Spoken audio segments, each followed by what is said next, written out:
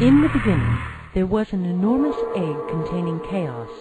On the inside, the chaos raged on and on. Both yin and yang were mixed together. All the opposites were writhing together, male and female, cold and hot, wet and dry, dark and light. Finally, the egg burst open, and out leapt the giant dragon Pangu. Yin and yang swirled around him, and he pushed the two shell halves apart.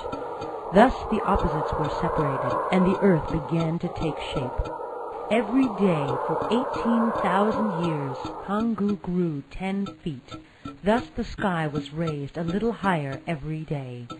Once the sky was 30,000 miles above the ground, Pangu stopped and began to hammer out the mountains and fill the valley with water to form great oceans. He created rivers with his fingers and stamped the earth down to create flat lands. He gathered raw light and tossed them into the sky to become stars. After 18,000 years, Pangu had grown old and tired. He had made the world with his hands and formed the basic principles of yin and yang. He wanted to lay down and sleep forever. Once he lay down, he never rose again. When Pangu died, his body formed huge mountains. His skull formed the top of the sky. His hair formed all flowers and plants.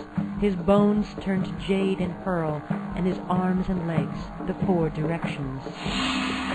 His blood became the rivers. His breath turned into the wind, and his voice to thunder. One eye became the sun, and the other the moon.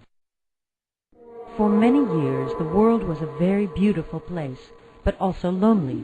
There were no people.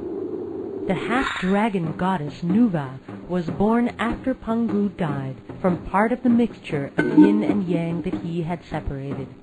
She decided to create humans to have some other beings to talk to and share ideas with, but mostly just to love. Nuva went down to the edge of the Yellow River, where there were vast, soft mud banks. She began forming figures out of clay. She decided that it would be much more practical for her creations to have legs instead of a dragon tail. Thus her humans were not made in her image. No sooner did she set the first little mud man on the ground did he start to jump and dance and sing. He began to speak. "Look at me!" Nuva was delighted and began making more and more humans. She made hundreds and hundreds of mud humans, but soon realized that it would take centuries for her to make enough people to fill the vast earth completely. Nuva grabbed hold of a muddy stick and flung drops of mud across the land. As the sun dried each drop, it became a new man or woman. Some say that these humans were the less intelligent ones.